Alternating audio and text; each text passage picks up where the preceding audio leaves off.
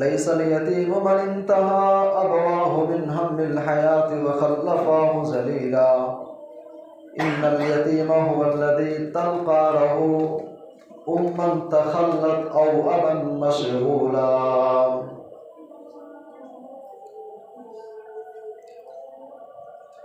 नहीं मिन्नत कशे ताबे शनीदन दास्तां मेरी, नहीं मिन्नत कशे ताबे शनीदन दास्तां मेरी, खामोशी गुफ्तगू है बेज़बानी है ज़बां मेरी। ये दस्तूरे ज़बाबंदी है कैसा तेरी महफिल में, यहाँ तो बात करने को तरसती है ज़बां मेरी। और उठाए कुछ वर्क़ लाले ने कुछ नरगिस ने कुछ गुल ने, चमन में हर तरफ बिखरी हुई है दास्तां मेरी।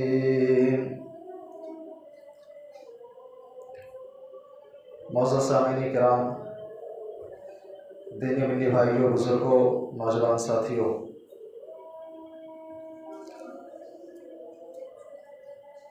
अल्लाह तबारक व तआला की तौफीक से एक बार फिर हम और आप दारुस्सलाम की जामा मस्जिद में जुमा की नमाज़ अदा करने के लिए हाजिर हुए। अल्लाह से दुआ है कि अल्लाह हम सब की हाज़िरी को कबूल फरमाए। जिस मौजू के ताल्लुक़ से इंशाअल्लाह आज हम बात करेंगे वो उन्वान है सूरह लुक़मान और लुक़मान हकीम की नसीहतें।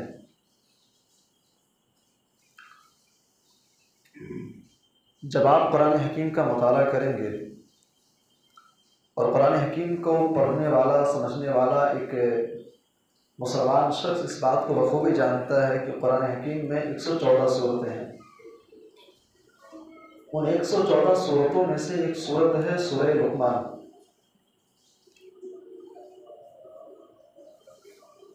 आइए पहले सूरह लुक़मान के ताल्लुक़ से चंद बुनियादी चीज़ें आप जान लें ताकि बात आगे समझने में आपके लिए आसानी हो। सूरह लुक़मान ये नाजिल होने के एतबार से ये सूरत मक्की सूरत है। कुरान हकीम में दो तरह से सूरतें हैं, या तो मक्की हैं या फिर मदनी हैं। और मक्की सूरत उसको कहते हैं जो हिजरत से पहले नाजिल हुई है, उनको मक्की सूरतें कहते हैं, और जो हिजरत के बाद नाजिल हुई उनको मदनी सूरतें कहा जाता है। सूरत का नाम सूरह लुक़मान, और ये सूरत मदनी नहीं बल्कि मक्की सूरत है। इस सूरत के ताल्लुक़ से एक बात ये भी आप जान लें कि इस सूरत के अंदर 548 कलिमात हैं, और पूरी सूरत को जब आप गहराई से देखेंगे तो 2110 अल्फाज पर यह सूरत मुश्तमिल है। और ये सूरत करीमा कुरान हकीम की उन अजीम तरीन सूरतों में से है जिनको घर, समाज, सोसाइटी और माशरे की इस्लाह के लिए नाजिल किया गया। कुरान हकीम की वो सूरतें, वो आयतें जिनको घर की इस्लाह कैसे की जाए, समाज की इस्लाह कैसे की जाए, एक बेहतरीन माशरा कैसा होना चाहिए, कुरान हकीम ने बाज़ाब्ता बार बार इन चीज़ों की तरफ इशारा किया है। और सूरह लुक़मान उन्हीं सूरतों में से एक है जिसके अंदर कौम और समाज की इस्लाह की बात कही गई है। इस सूरत के ताल्लुक़ से एक बात ये भी ज़हन नशीन कर लें कि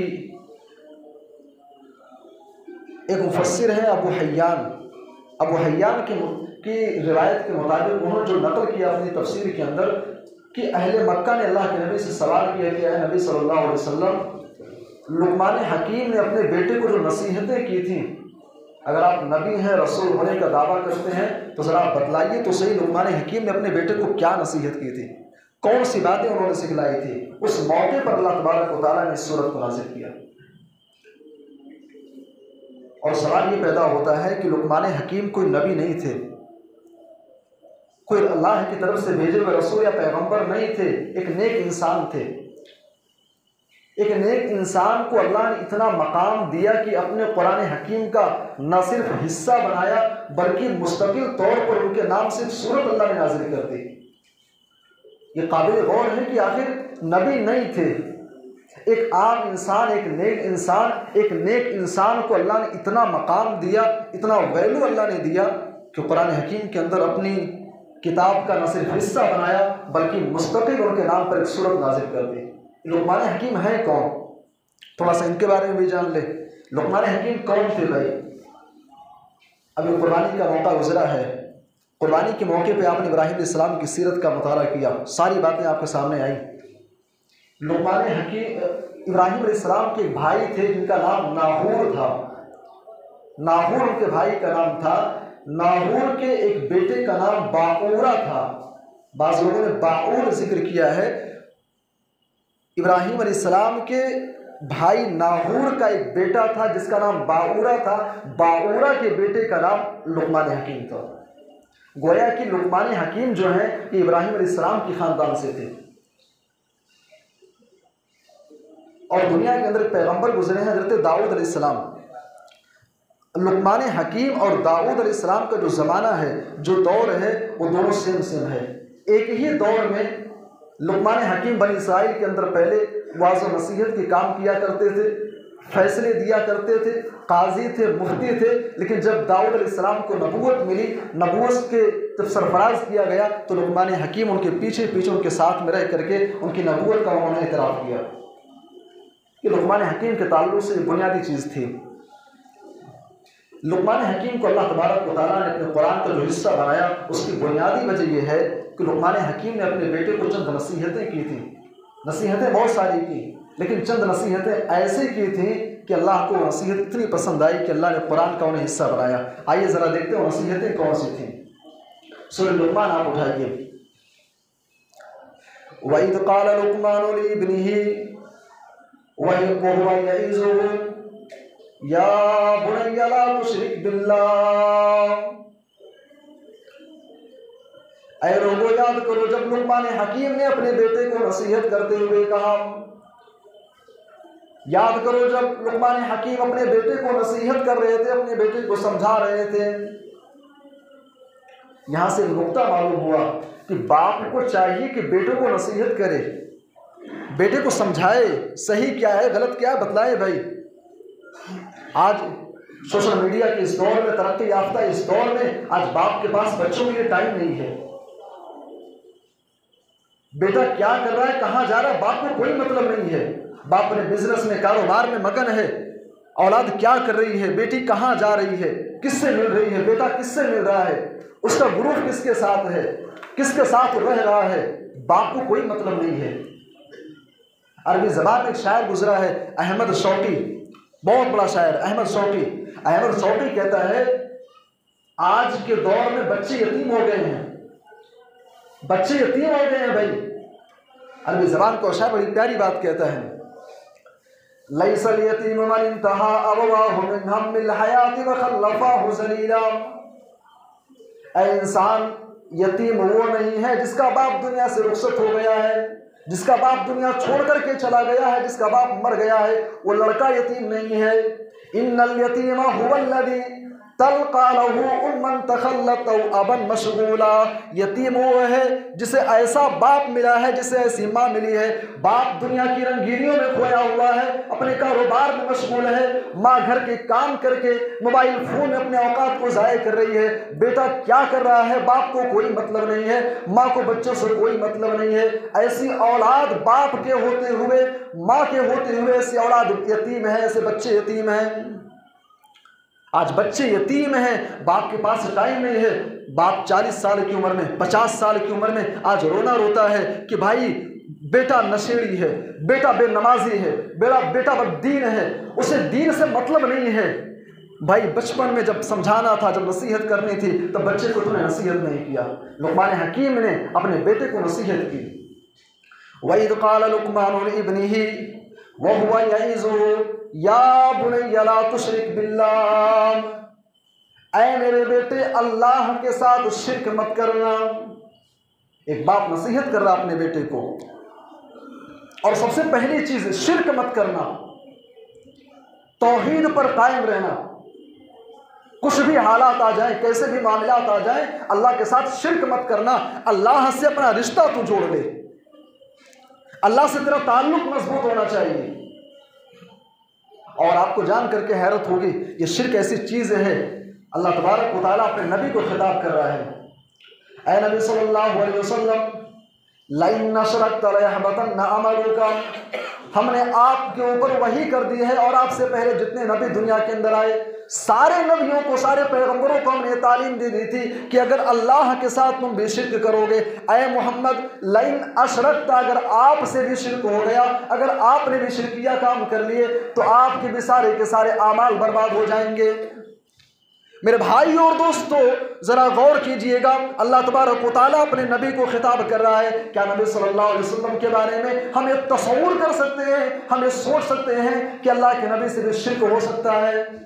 अल्लाह अपने नबी को खिताब कर रहा है।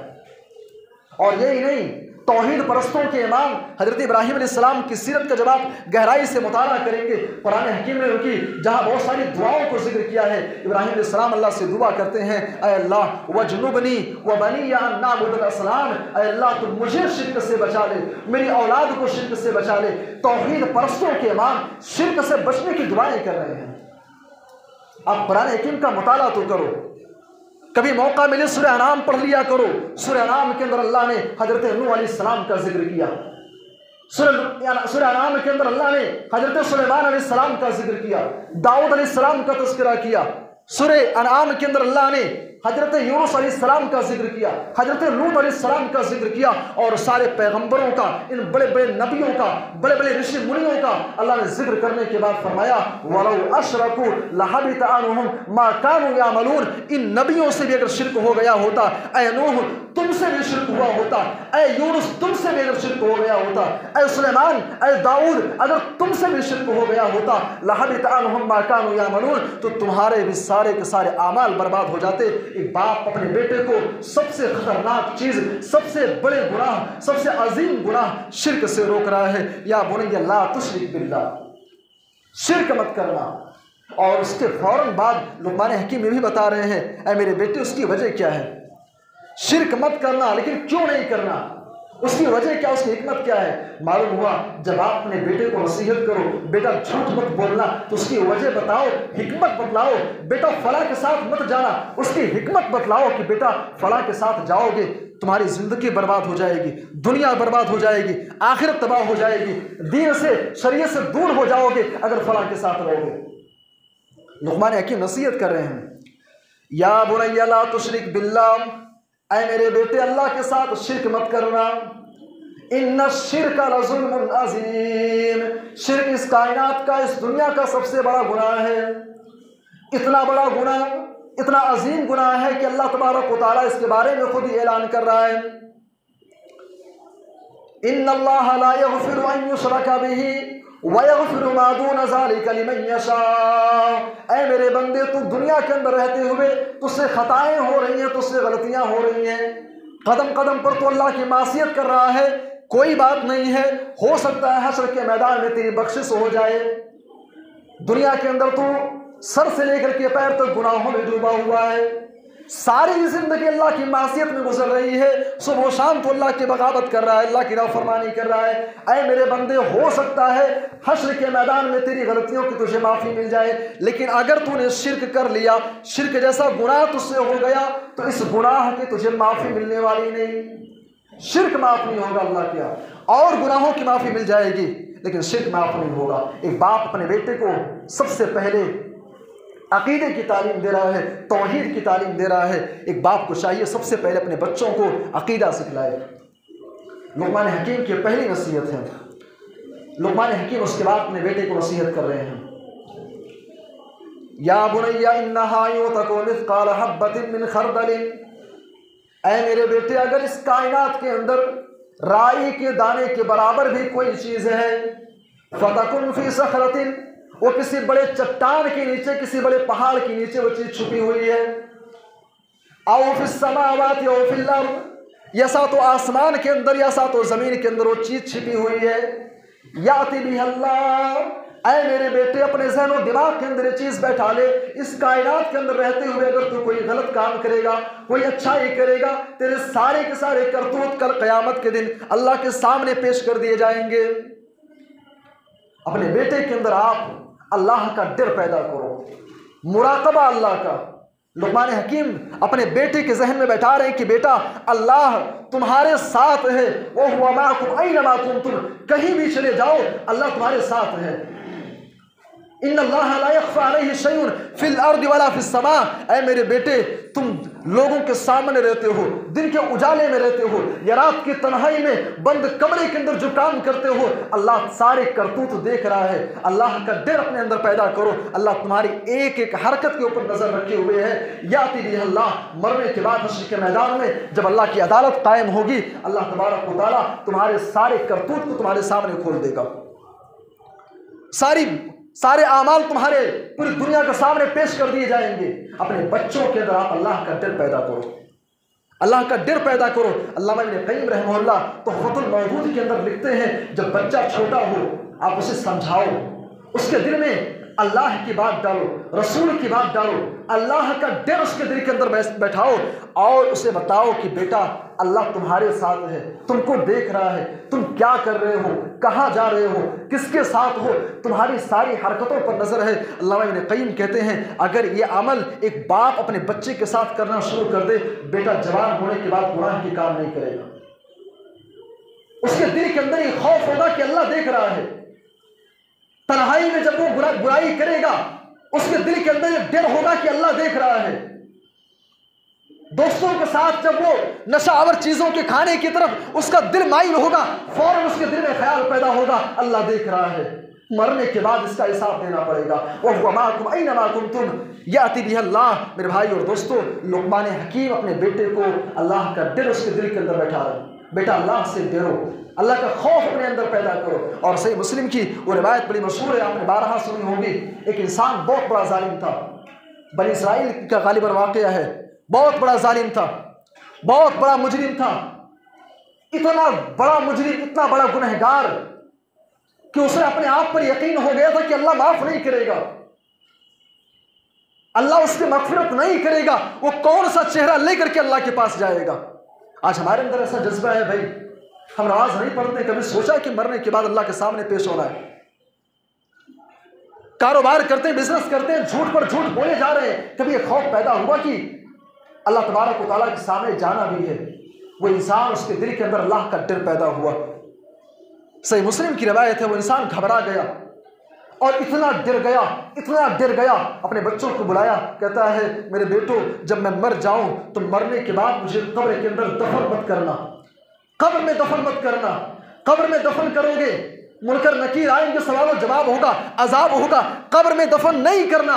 जब मैं मर जाऊं मेरी लाश को ले जाना, नदी के किनारे जला करके उसकी राख को, जब तूफानी हवा चलेगी, तेज हवा चलेगी, तो मशरिक और मगरिब में मेरे जिस्म की लाश की राख को उड़ा देना, ताकि मेरी लाश की, मेरे जिस्म की जो राख है पूरी दुनिया के अंदर फैल जाएगी, मशरिक और मगरिब में फैल जाएगी। मैं हिसाब और किताब से बच जाऊंगा, हिसाब और किताब से बच जाऊंगा। ये डर उसके अंदर पैदा हुआ। लेकिन इन्नल्लाह अला कुल्लि शैइन क़दीर, अल्लाह की ज़ात तो हर चीज़ पर कादिर है। वो इंसान मरता है, उसके बेटे जलाते हैं, उसकी राख को मशरिक़ और मगरिब में उड़ा देते हैं, और उसके बाद फिर अल्लाह तबारक व तआला ज़मीन को हुक्म देता है, ऐ ज़मीन इसकी राख जहाँ कहीं भी है सबको इकट्ठा कर दे। सबको इकट्ठा किया गया, उस इंसान के अंदर रूह फूंकी गई, वो खड़ा होता है। अल्लाह ने पूछा, ऐ मेरे बंदे तूने काम क्यों किया, ऐसा तूने क्यों किया, अपने बच्चों को ऐसा हुक्म तूने क्यों दिया।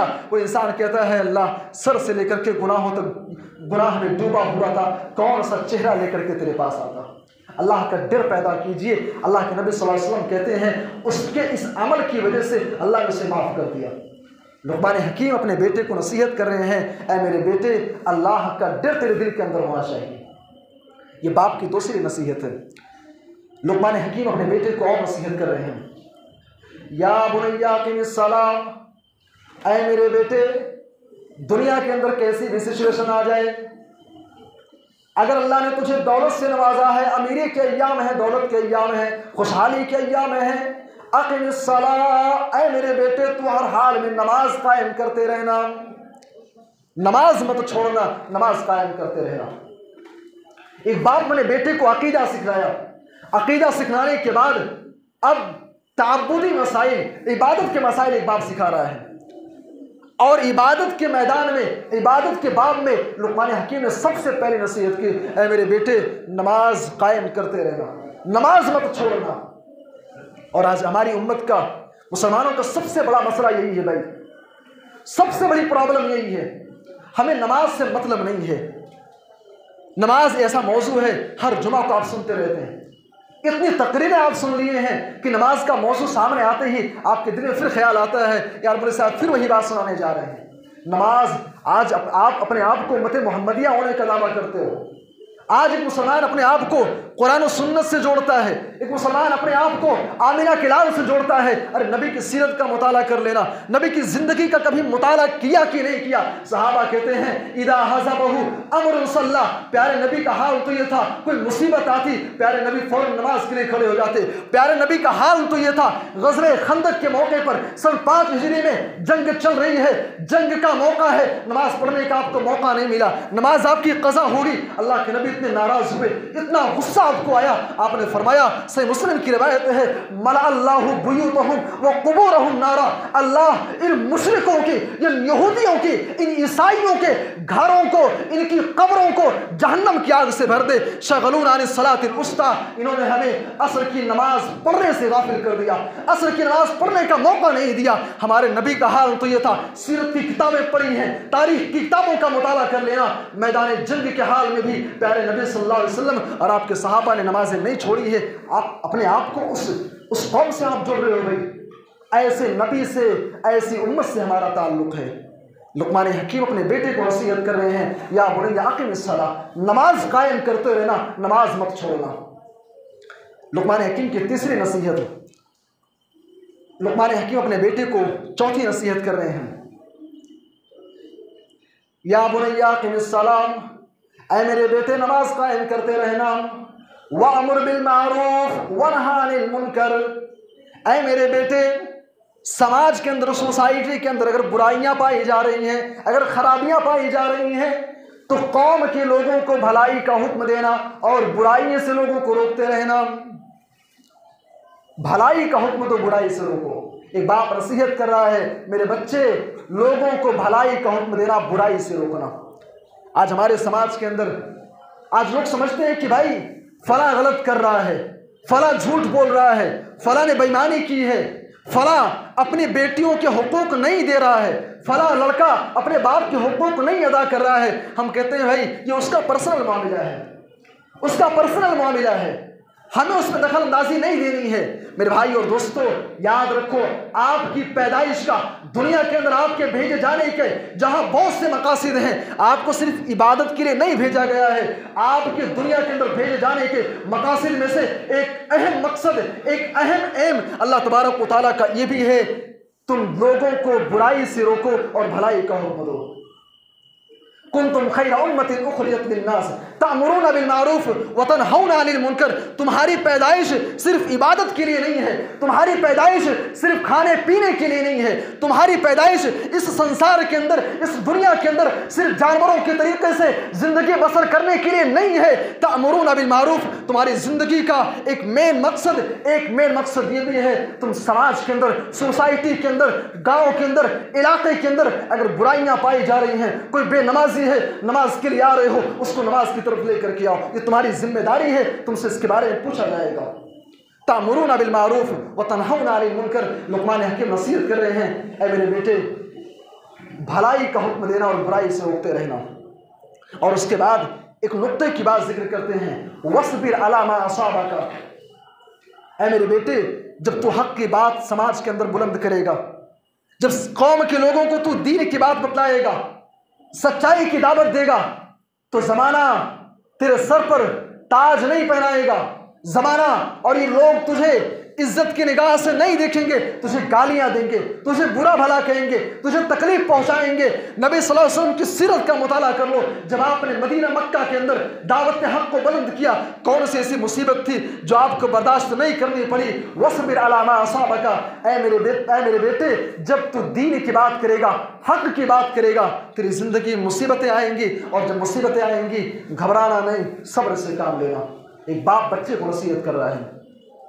लुक़मान हकीम अपने बेटे को अकीदा सिखला दिए, अकीदा सिखाने के बाद लुक़मान हकीम अपने बच्चे को इबादत के मसाइल सिखला दिए, बेटा नमाज कायम करते रहना। उसके बाद लुक़मान हकीम अपने बेटे को एक तीसरी चीज़ सिखला रहे हैं, अखलाक। अखलाक का पहलू, अखलाक का दर्स अपने बेटे को दे रहे हैं। या बुनैया, ऐ मेरे बेटे, वला तुसय्यिर खद्दक लिन्नास, अल्लाह तबारक व तआला ने तुझे दौलत दी है, तुझे शोहरत दी है।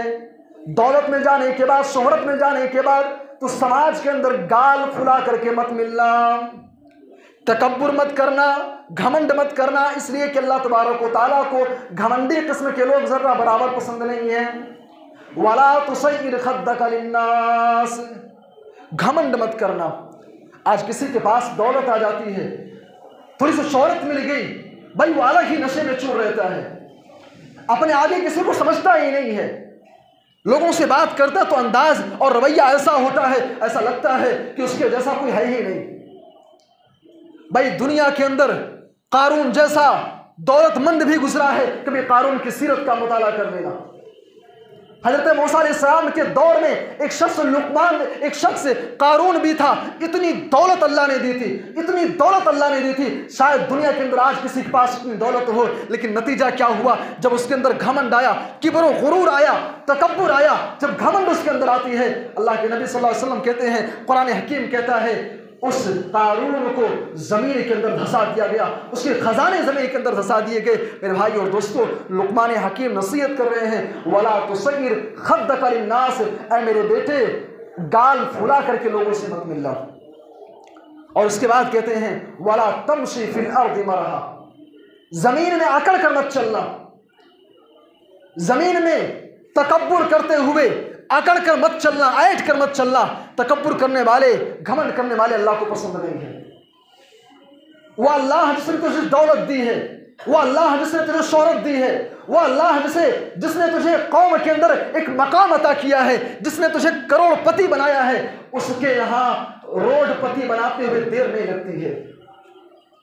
अपने समाज का आप जायजा ले लो, ऐसे बहुत से लोग आपको मिलेंगे, एक ज़माने में दौलत के एतबार से बहुत पैसा था उनके पास, बहुत ज़मीनें उनके पास थी, लेकिन आज उनके यहाँ खाने के लाले पड़े हैं। ऐसे बहुत सारे वाक़यात हैं। वला तमशी फिल अर्दि मरहा, ज़मीन में अकड़ कर मत चलना।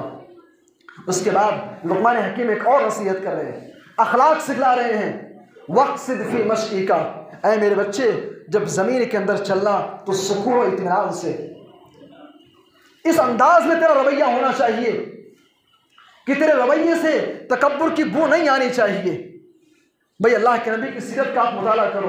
अल्लाह के नबी सल्लल्लाहु अलैहि वसल्लम जब सन 8 हिजरी में मक्का फतेह होती है, मक्का फतेह हुआ, मक्का के अंदर जहां आप पर जुल्म ढाए गए थे, जहां आपको सताया गया था, जहां आपको गालियां दी गई थी, आज वही मक्का आपके कदमों के नीचे है।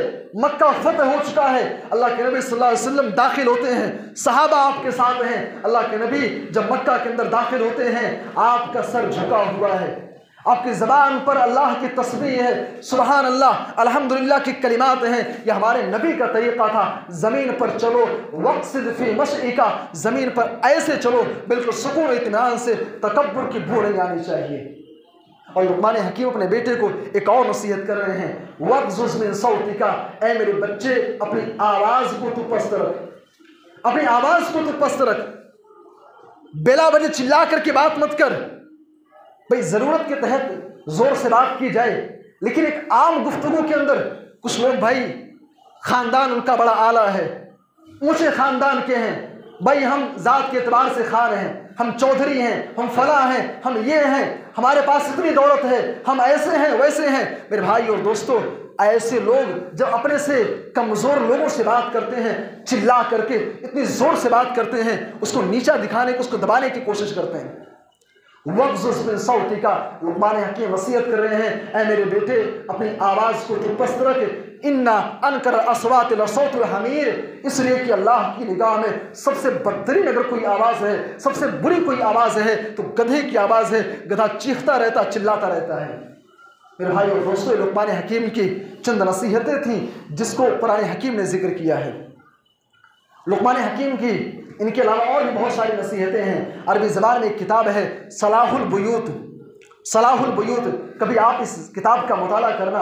लुक़मान हकीम की और भी बहुत सारी नसीहतें हैं, बहुत सारे पैगामात हैं। उन नसीहतों को साहिब सलाहुल बुयूत नामी किताब के मुअल्लिफ ने उन सारी नसीहतों को जिक्र किया है। एक दो चीज़ें मैं बयान करके बात ख़त्म करना चाहूँगा। लुक़मान हकीम अपने बेटे को नसीहत कर रहे हैं, समझा रहे हैं, इहफ़िज़ लिसानका, ऐ मेरे बच्चे तू अपनी ज़बान की हिफाजत कर। इदा कुंत फिन्नास फहफ़िज़ लिसानका, जब लोगों के दरमियान रह अपनी ज़बान की हिफाजत कर, सामने वाले को तेरी ज़बान से तकलीफ़ ना पहुँचे।